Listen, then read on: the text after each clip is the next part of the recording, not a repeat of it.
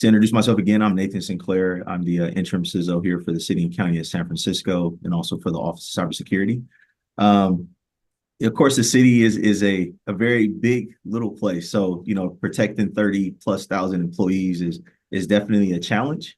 And also having, 50 plus departments that really have their own kind of business needs is a challenge as well. So just kind of giving a background of the city in general, we provide everything from, we have health, we have ports, we have hospitals, airports, we sell water. So as you can imagine, the threats and how we have to kind of mitigate those is different because the different departments, their businesses are, even though it's one city, one county, their businesses are totally separate from each other, which provides us with a challenge every single day in trying to make sure that they understand what the landscape and what the posture is of the city overall.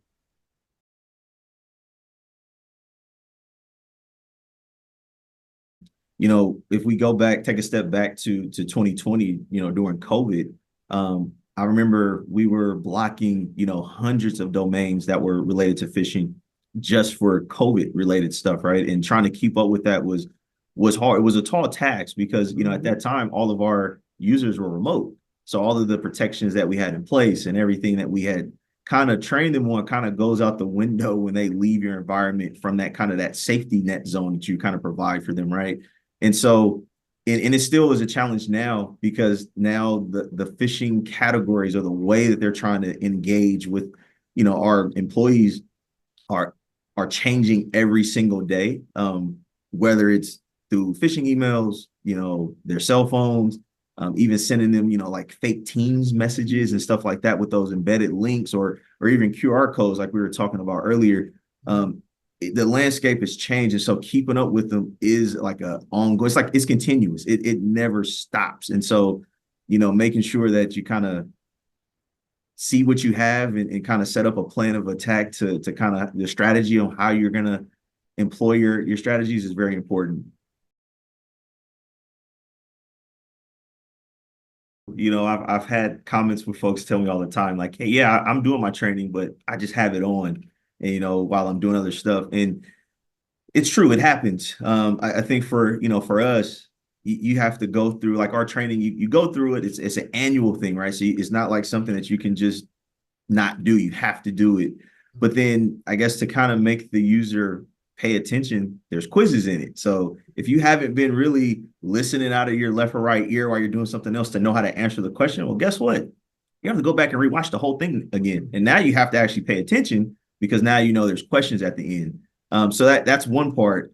But then I guess on the other side of it is, making sure to make sure that the content is relevant to what's happening to the individuals. I think that's the part because there are a lot of trainings and simulations that they simulate things that just don't really hit home for an individual to make them believe that this actually can really happen. And so I think once you kind of understand that that's the problem and you get a product like this or a platform that can actually change that mindset to where it hits home to where it's so believable. It's like, well, wait a minute, I just received one of these same kind of messages on my personal email. How did you even do this for my work email? That's where the engagement really comes in really, really handy to where now they're paying attention because they're like, okay, this is believable. This happened to me already. Now I know what to look out for.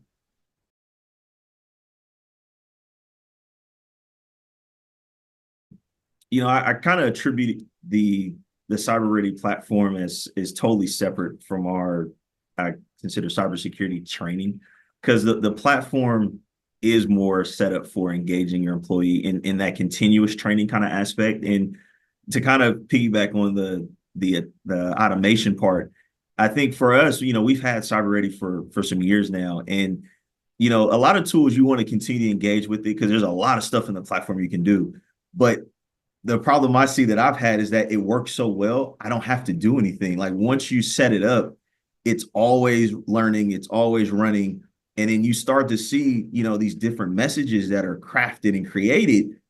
And you're looking at it, you're like, well, that's a conversation that I just had maybe a month ago, or this is something that I went through 2 weeks ago. And the platform is kind of learning with it. And I've seen this with some feedback that I've gotten from my customer base where they were actually very surprised that they almost got caught by one because the way it was written, the way it was created was in the way that they never have seen before, especially with other products that they have used. And so that's very important because you said something that's very important too.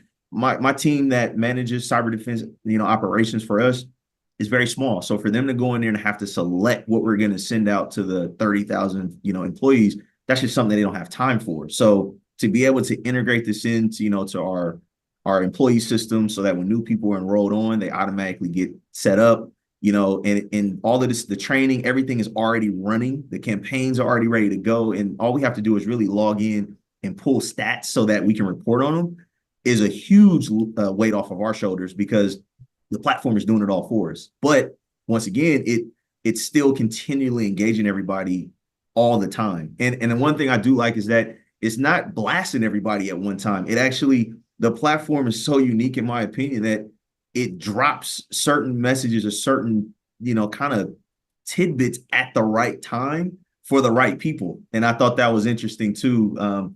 Just over the course of the years that we've had this, of how it has kind of adapted to our organization over time.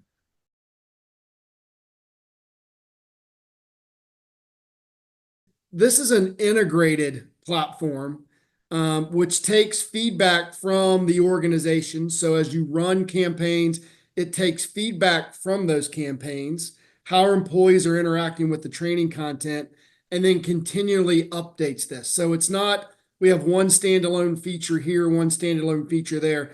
This is an integrated platform that provides an engaging security awareness training program that is continually being updated based upon feedback from the organization. And as Nathan mentioned, it can be run in a fully autonomous mode to help those organizations that have a small staff be able to run really world-class security awareness training programs. So I'll just touch on a couple key points here. The foundations of the platform that you see at the top are our phishing and smishing simulations and learning. As I mentioned, we're going to be coming out with a Teams version of it as well, so you can actually do training in the Teams environment. As we talked, all of this is automated. It's also localized. So we support up to 42 different languages out of the box. If you've got some of your employees that maybe it's better to fish them in a foreign language versus English, that can be done. And again, all fully managed. We have our reporting button or our fish cage, which I know Nathan, you mentioned there is a great way to better understand our employees identifying these phishing emails and also to kind of determine not only are they learning, but what type of engagement is going on there. Are they identifying them or are they pointing them out to us? And then, last, I just wanted to highlight those security awareness bites, right, that are driving these phishing campaigns, these short, very impactful training content that's delivered right at the point of where the infraction happens, and then allows you to then go on through your day.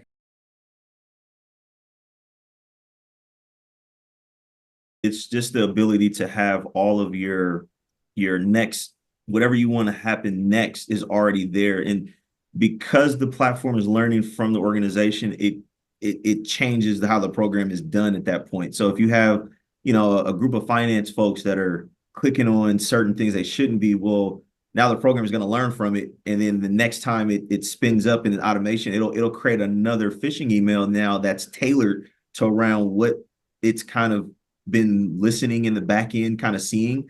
So I mean, I think that's the beautiful part. I mean, like Harvey said, you can go in and you can change stuff around, you can manipulate, you can modify and move stuff around. But once you kind of see, once it's already in your environment and it starts to learn, you normally don't have to change anything. I'll be honest.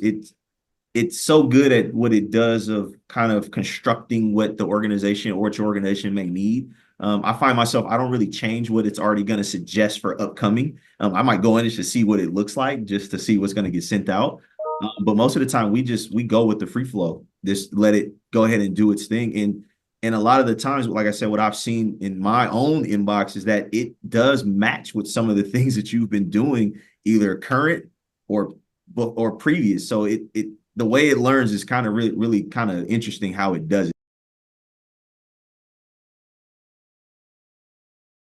at the space, there's a lot of security awareness phishing training solutions on the market. I would say if you're really looking at one that is truly automated, that truly is focused around engagement, like we've talked about, learning in the flow of work, continuous bites, those sorts of things, we're probably the only one out there that really takes that approach to it. The other ones in the market seem to take the approach of, hey, folks are clicking on emails, let's just create more content and make our content library larger and larger and larger, which again, I don't think drives the engagement or the learning that folks are going to require.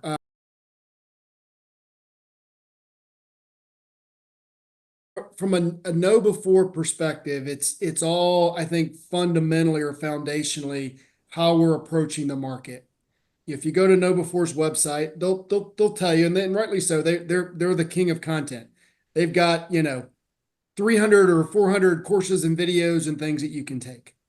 When you come to our site and what we focus on, hey, we're going to deliver to you the relevant content in the flow of work to make sure that you're engaged and are actively learning. Right. So our focus is around learning and delivering the right content to you in that flow of work. Whereas I think the Know Before group, their focus is on, hey, we have the biggest library of content that users can use. And then again, our focus around automation and machine learning and being able to automate the development and the creation of these programs versus Know Before, which we've heard takes, quite a few folks to set up and run and maintain.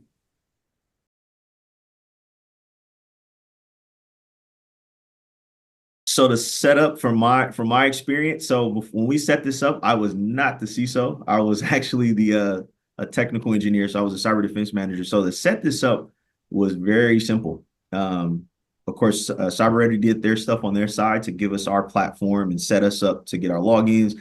But really, it was just integrated into our Active Directory. So you go in, you either use your directory services folks, you get the secret key that you need, and you pop it into their platform.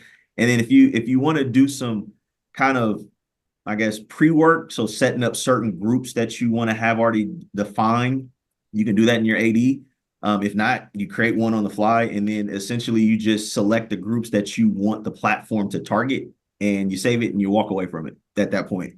That's the quick and easy way, right? There's a ton of other features that you have access to, but if you really just want to get your program going, you're not sending any phishing emails to like your staff, and you really want to get going, it's literally that simple. I think it took us probably less than a day to get everything going, a couple hours with the engineers connected, and then things started populating, and that was it.